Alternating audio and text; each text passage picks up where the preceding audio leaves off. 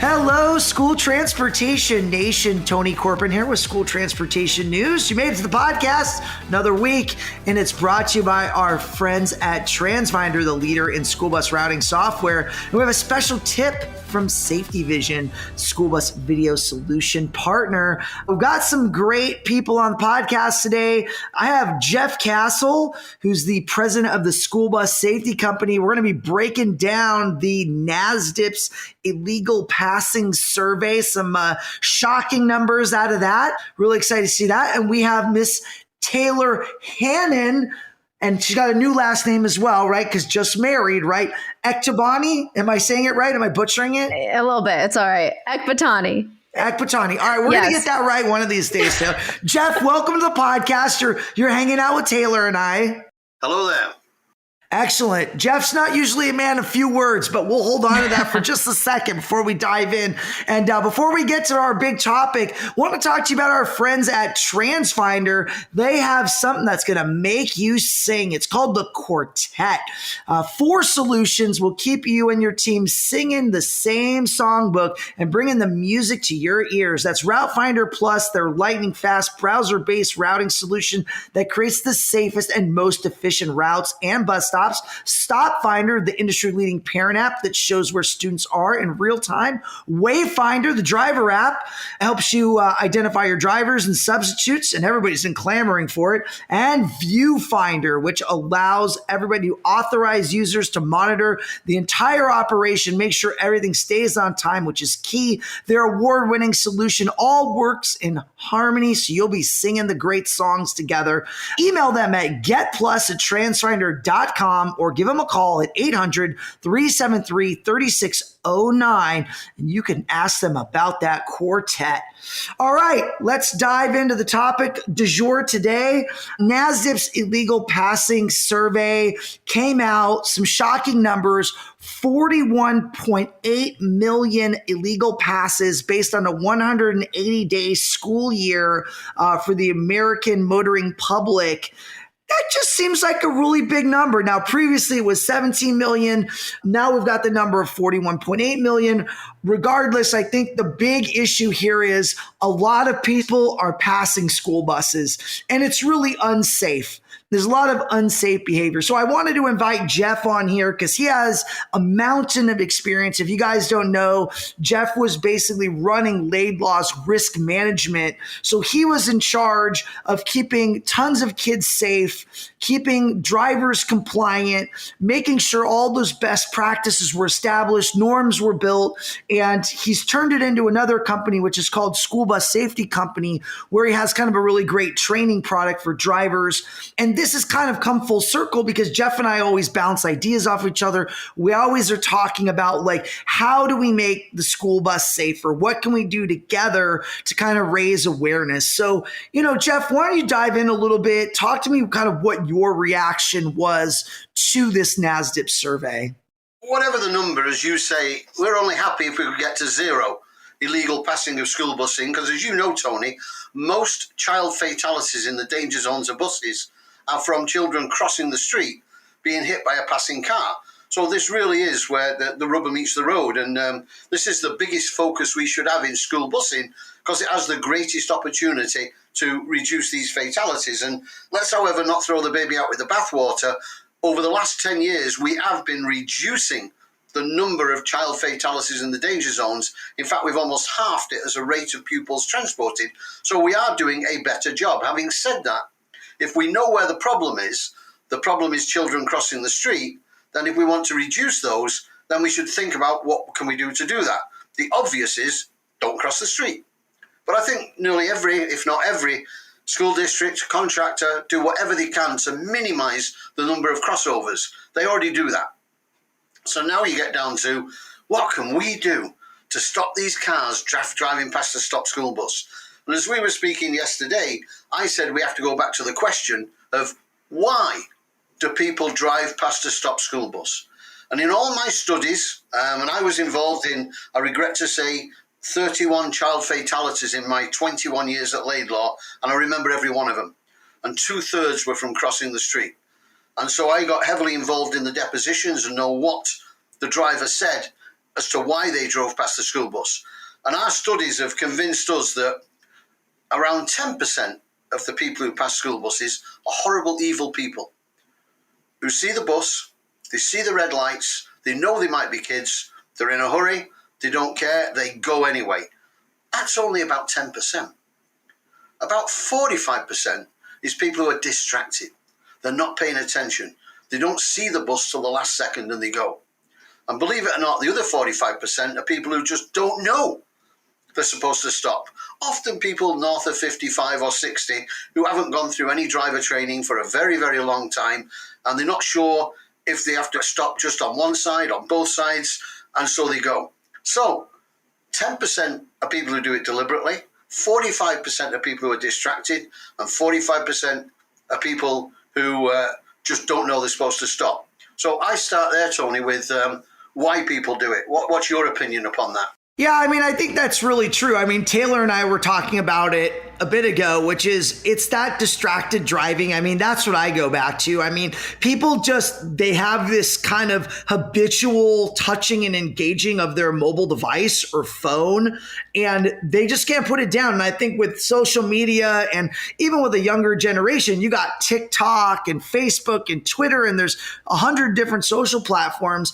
Everybody's so engaged. I mean, I see videos of people driving, taking videos of themselves while driving. I mean, clearly you can't be more distracted than that, right? And this is, how often is this occurring? And I mean, I'm sure there's tons of data out there from insurance companies about these unsafe behaviors. And, you know, I'm guilty, right? Like, have I looked at my phone? Has it buzzed?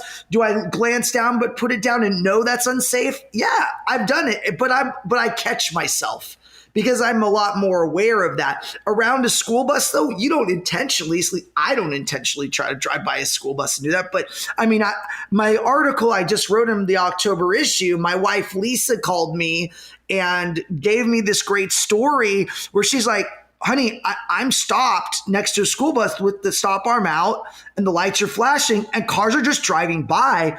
Should I go? Should I stay? And I was like, no, stay. Because if you get caught by a cop, you're going to get fined. You could have your driver's privileges taken away. In California, I think it's $1,000 fine and a year probation on your license, or I don't know how many points that is.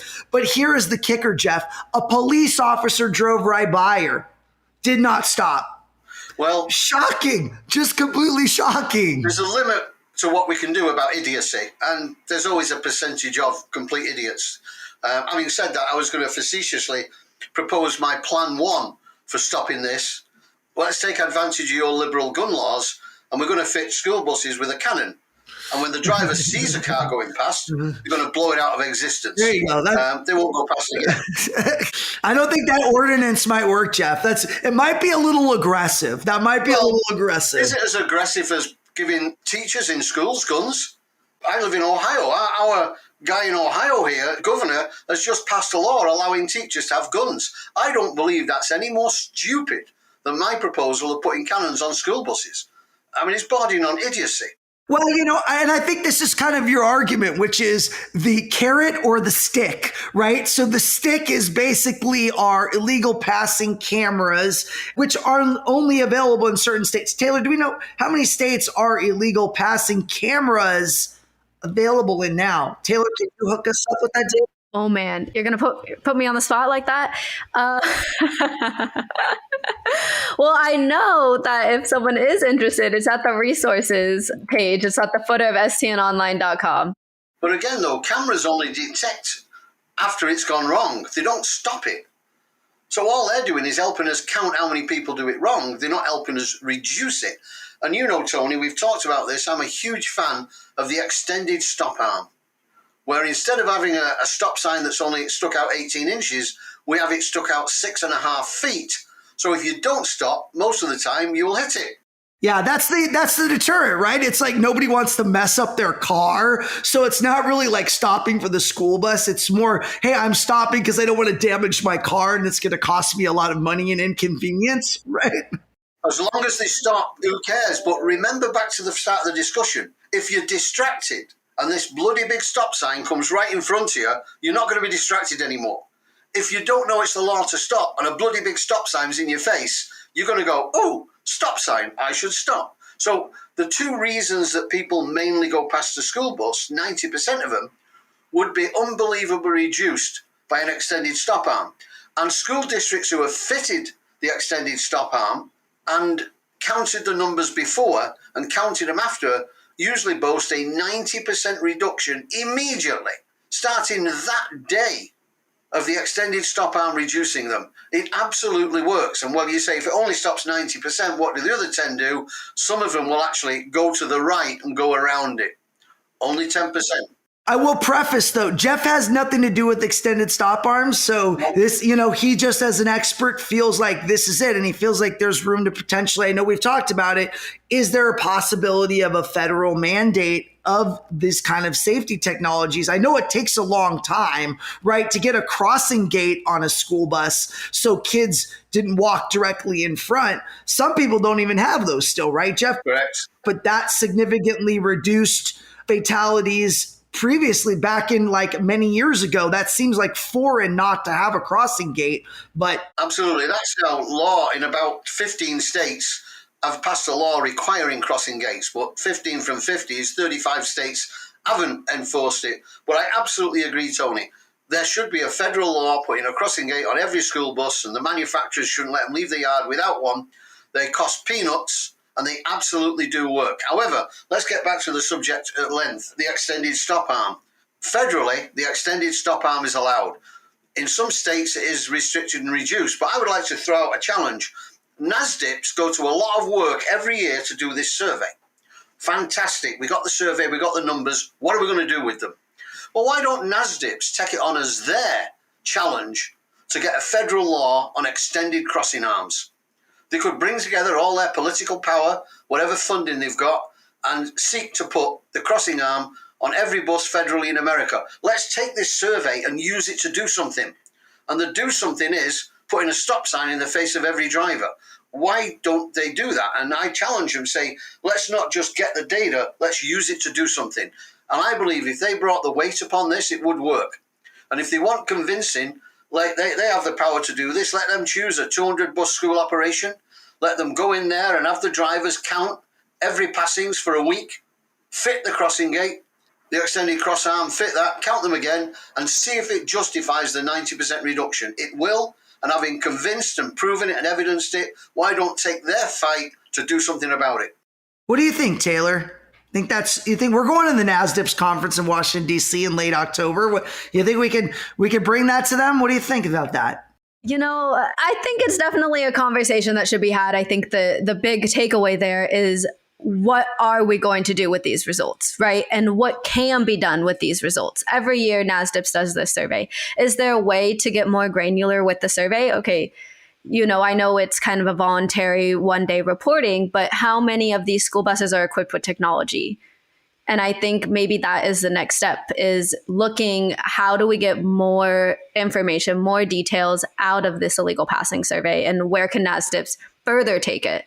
Well, we're also trying to justify it too, right? I mean, At some point, there's legislation that recently came out too, Taylor, right? If I'm not mistaken, that will provide some funding. I don't know if it was necessarily intended to address this particular problem, but it's more around lighting and visibility of the school bus, right? What legislation was that?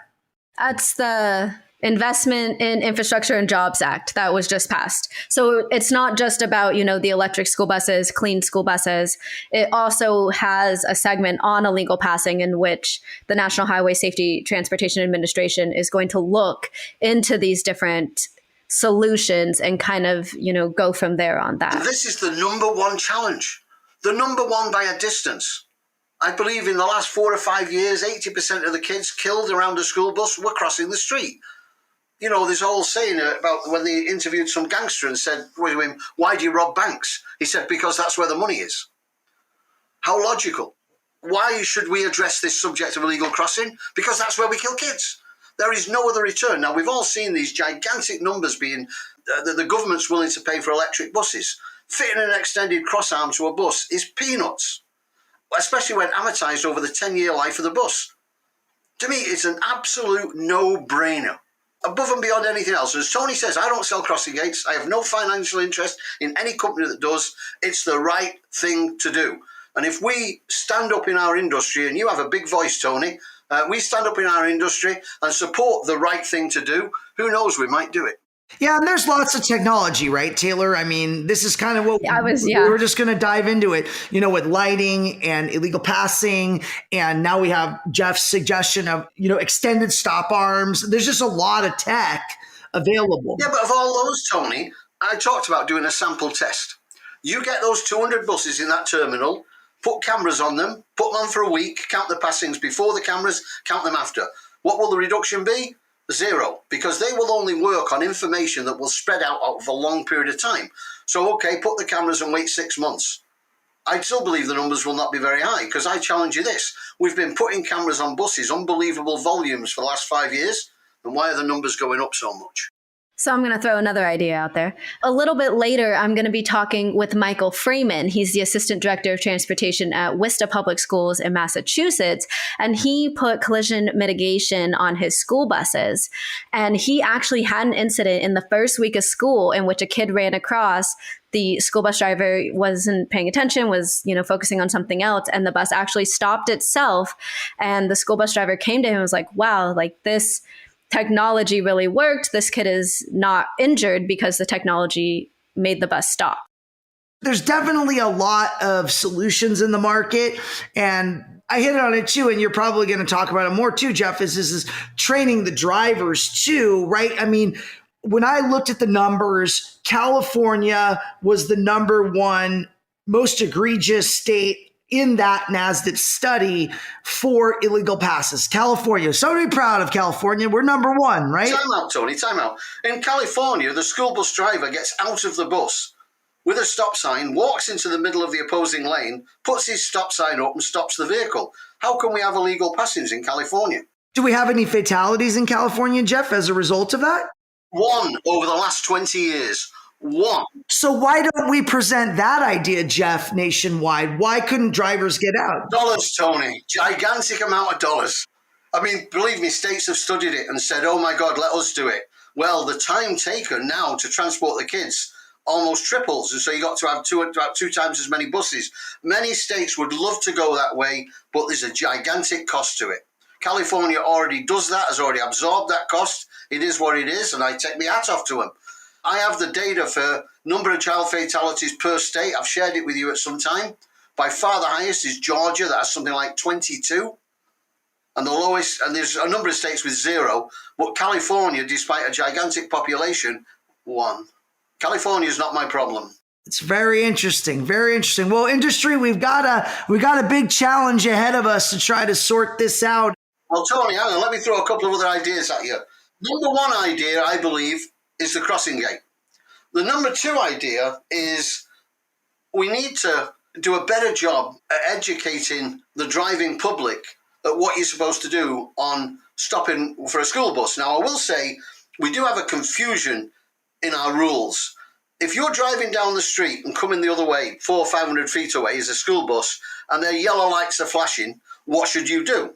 Now, I will say I run this question past many experts, and I get all kinds of different answers. Some say stop immediately. Some say, well, you can carry on until you get closer to the bus, or at least 20 feet away, and then stop. Some say, well, you don't have to stop for yellow lights, you only have to stop for red lights. So we should, first of all, make it crystal clear what you do and where you do it and when you do it, so we don't have this confusion. Having said that, the United States of America has 50 states, and do states actually have different rules upon this subject? I believe it should be very clear.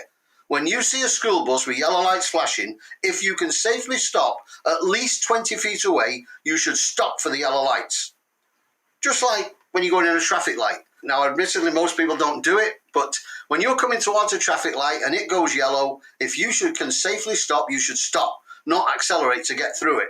Yellow means red, as long as you can safely do it, and it should mean the same on school busing. So we should take educating the parents. How could we do this?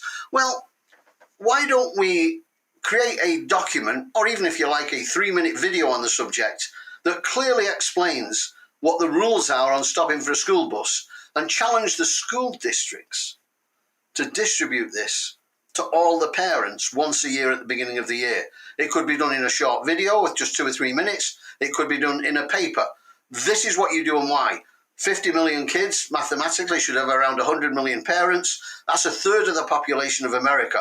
So we do have that opportunity for next to no cost that we could do. Now, as you know, I'm a senior advisor to CSN, and I have been working with CSN on a project they've been doing in California where they do want to educate the public. And this is one of the ideas we've been working on with Ward Lieber of CSN. So my first idea is, it's not my idea. What I believe you should do is crossing gates number 1, and then educate the public and take advantage of the distribution network we have to put something together and challenge school districts to distribute it. And electronically would be next to no cost. And we could do it where we clearly show when people stop and when they don't stop. So anyway, I just wanted to add that, Tony. It's not that, now I put back at yourself, you tell me, and the question is, what else we can do to stop people driving past a school bus? Remember, the cameras just record you after you've gone and you've done it wrong. What can we do to stop them doing it in the first place? You tell me. I've given you my 2 ideas. Yeah, I mean, there's a lot of things we can do, Jeff. It's just a matter of what's within the school district's power and what can you do kind of to make small incremental changes for the betterment of your community and family. Which is one of the little ones that will stop a car driving past a stopped school bus? Name one. Oh, we already said it earlier, which is the extended stop arm. That will stop a car. People don't want to damage their car. That I agree with you completely. I believe that has stopping power. It's just a matter of, is it allowed? And then the public says, they fight against it. Oh, I hit it. If they do hit it, then is it like a vehicular hit against a school bus? Regardless, right? The consumer automotive market, they are fighting against it because that affects drivers. They feel that it doesn't do well. So everybody's kind of got their own opinions on these sorts of things. Us as our industry, school transportation, we're advocating for safety. We're advocating for children. So you get back to that big question. How important is it to prevent cars driving past a stopped school bus that is likely has children around it? How important is that? 1, not very important at all. 2, extremely important. Or where does it fall in between? And if the answer is A, I'd rather have the ability to break the law, then I struggle with the knowledge of that person. Yeah, I think at the end of the day, Jeff, you said it right at the beginning of the conversation. It really comes down to, are people willing to spend the money to improve safety? And is that an incremental cost that they can absorb within their operation versus the many other things they're pulled to do? I argue, Tony, that fitting an extended crossing arm on a bus is a fraction of the cost of any of the other items you discussed. The highest cost I've heard for fitting an extended stop arm is $2,800, but there is a company that does it for $1,000 or $999, where that goes. They both have shear pins on them, so if a car hits them, it doesn't kill the person. The shear pin breaks and the arm shifts very quickly. Might break your windscreen, might not, probably not. What I'm saying is, you take that $1,000 to $3,000 and amortize it over the life of a school bus, and you're talking pennies. Well, we'll leave it at that, Jeff. We're at time. I really appreciate you coming on and being a part of this podcast. Great conversation. Always love challenging us to talk about big, difficult topics. Sometimes these are big things and they require big conversations that are very honest, and appreciate you sharing. No chance that people won't do anything. I really hope you guys take this conversation to heart and consider your options. Well, thank you, and I congratulate STN on doing what they can to make our industry safer and not just reporting it. Well done, guys, ladies and gentlemen. Thanks, Jeff.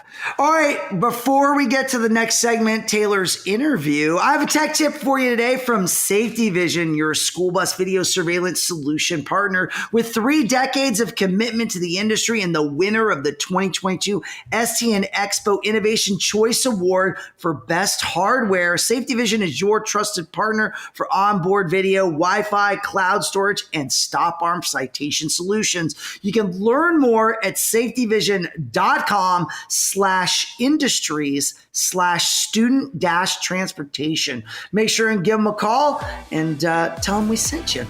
All right, Taylor, take it away.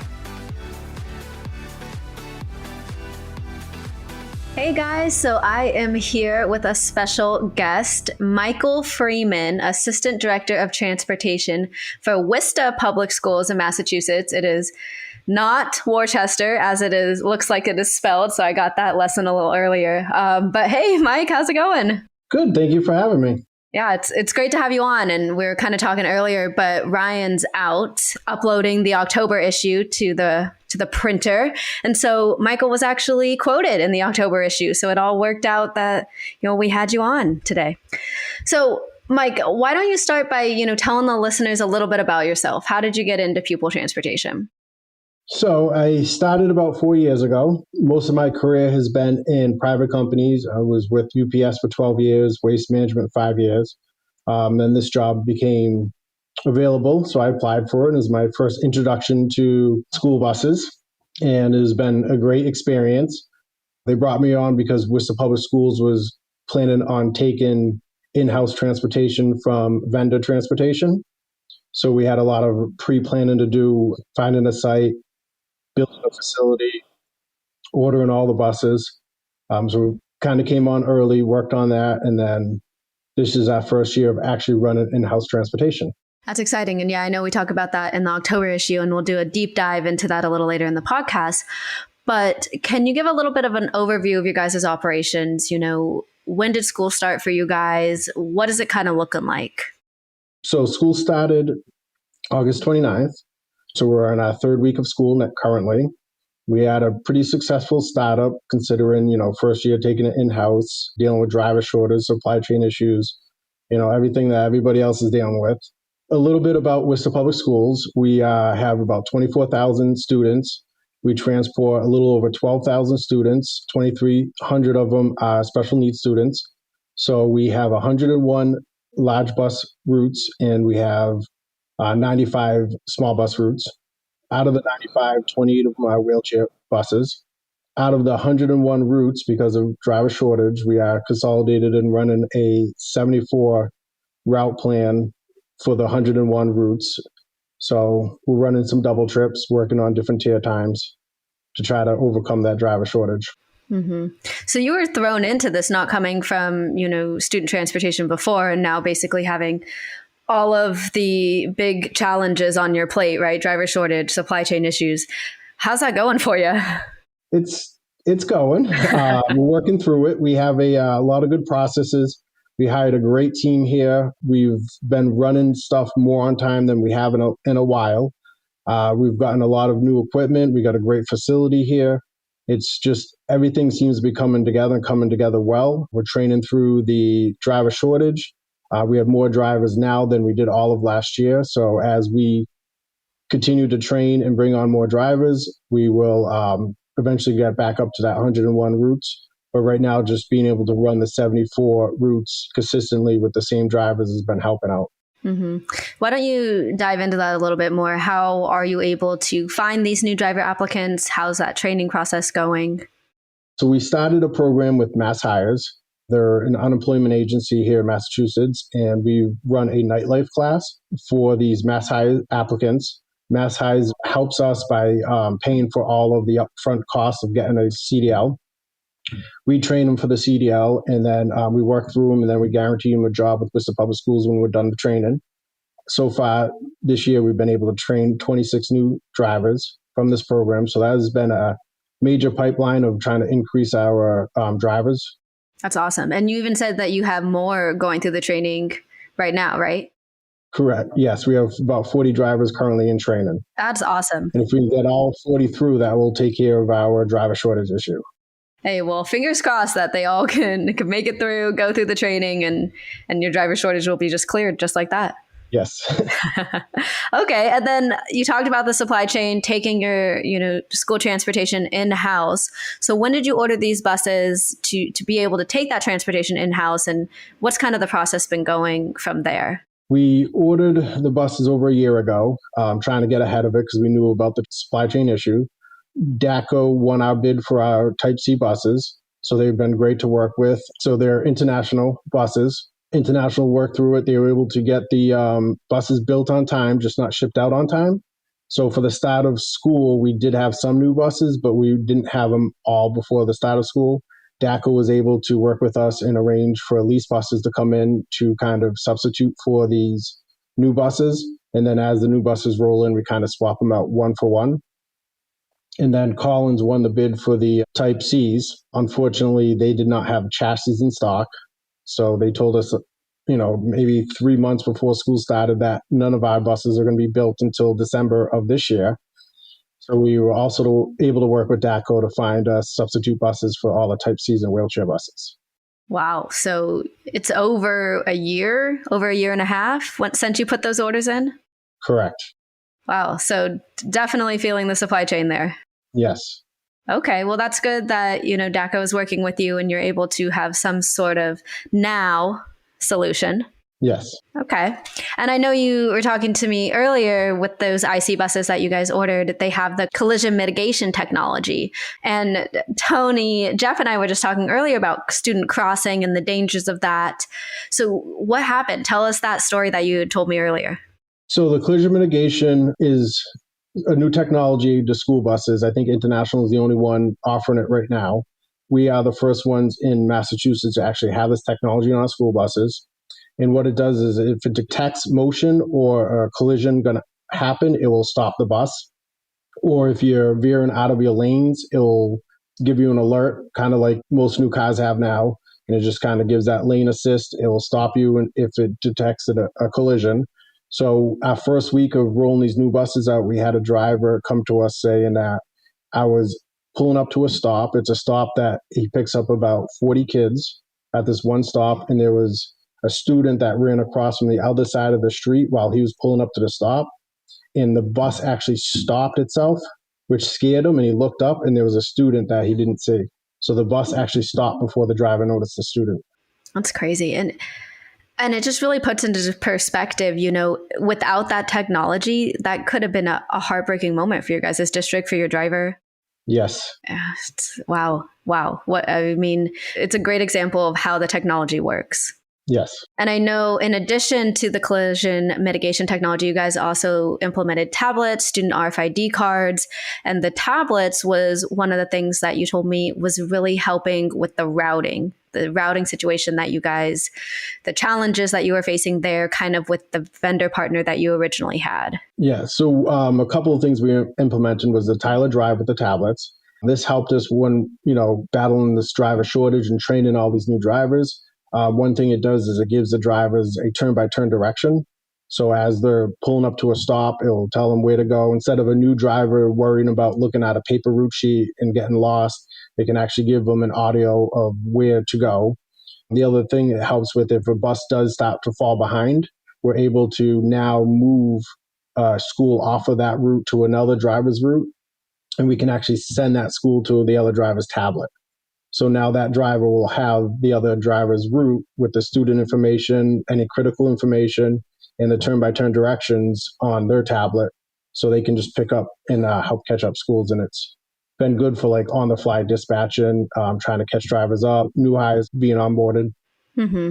I think the biggest thing that you told me was how many route changes that you guys are doing a week or so. I think you said like 500 to 1,000 route changes a week, and how before, without the tablets, you would have to print those out and somehow get them to the vendor, and then the vendor gets them down to the school bus driver, which would take up to 2 weeks, I think you said. And so now you just, put it into the software, the system, however it works, and then it's on the tablet the next day for the driver. Correct. So our old process was exactly that. We would have to print out all these updated routes. We would actually drive them to our vendor locations. They would have to sort them into driver mailboxes and then give them to the drivers. And it would take, the week to the 2 weeks for when someone requests a stop to actually it being implemented. Now when we do the routing, because we do it in the Versatrans, which is by Tyler, every route that we do, it automatically gets updated overnight to the tablets. So the driver will have that information the next day. So we can move from something taking a week up to 2 weeks to get in place to 24 hours. That's crazy. Another great example of how technology is making, operations more efficient. Also, with your school startup, you told me that you have had some local media come do some interviews. So the community is obviously seeing the change. Yes. We've had great feedback from the community.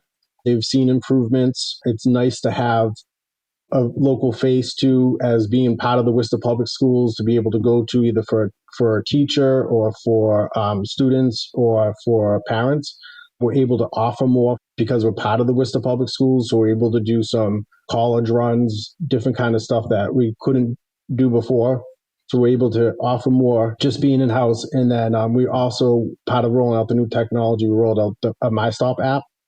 And that has been tremendous because every day we get feedback about, parents being able to actually see a school bus and track it. And, some parents are like, oh my God, I feel like a stalker because all day long, all I do is look at this app to see my school bus and where it is.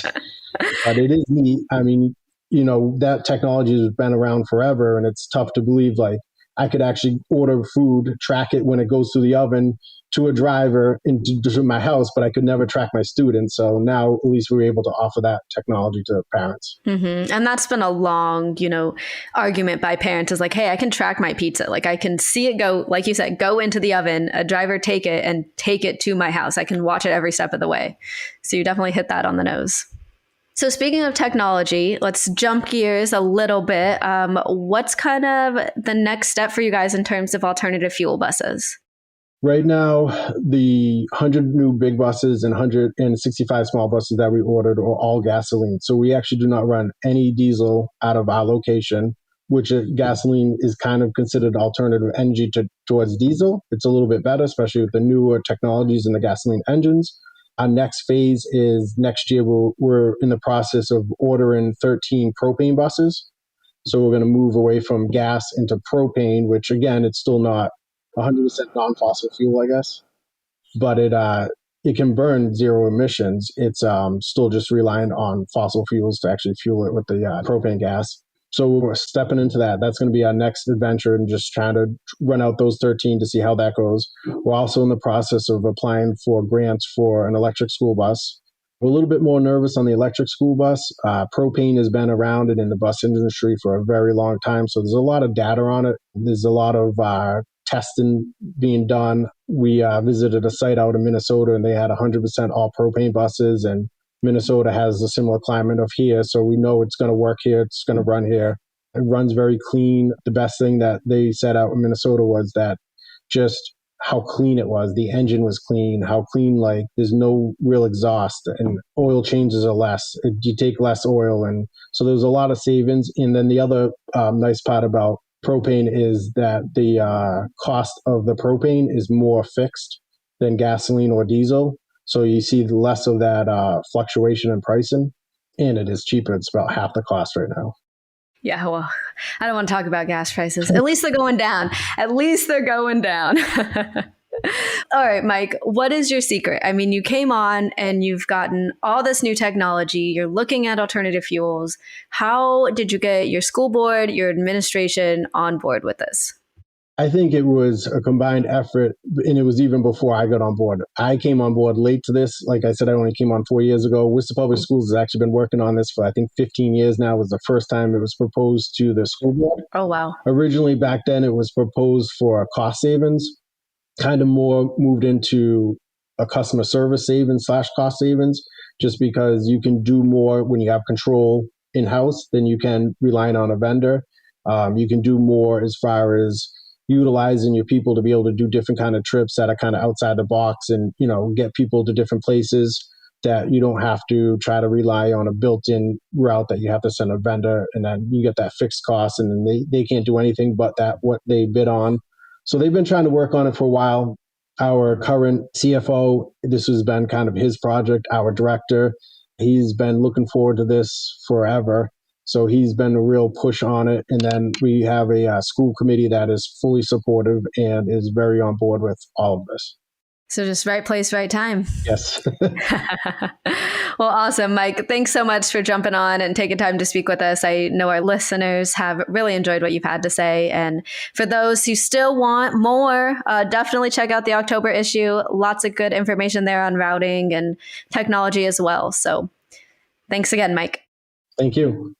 Excellent interview, Taylor, Michael. We appreciate you guys. Hey guys, don't forget Transporting Students with Disabilities Conference. We are on the final deadline for the early bird Save 100. ends on September 30th. Go to tsdconference.com. If you guys care about special needs transportation, this is the conference for you. Thanks to our sponsors today, TransFinder and Safety Vision. We thank you for being on here. Also, special guest Jeff Cassel of the School Bus Safety Company for sharing his opinions and thoughts about illegal passing and how to solve that problem. Guys, don't forget to go to stnonline.com for all the latest and greatest. Don't forget also the October issue of School Transportation News is coming up soon. We just sent it to the press, so keep an eye out October 1st. It's going to be here before you know it. But if you haven't read September, the September issue on technology is chock full of great information. Just go to stnonline.com, click on magazine, and check out that September issue. And guys, if you love this podcast, don't forget to share it.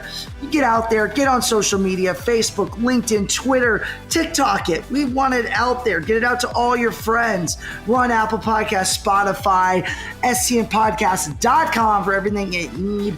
We love you, nation. We'll see you next week.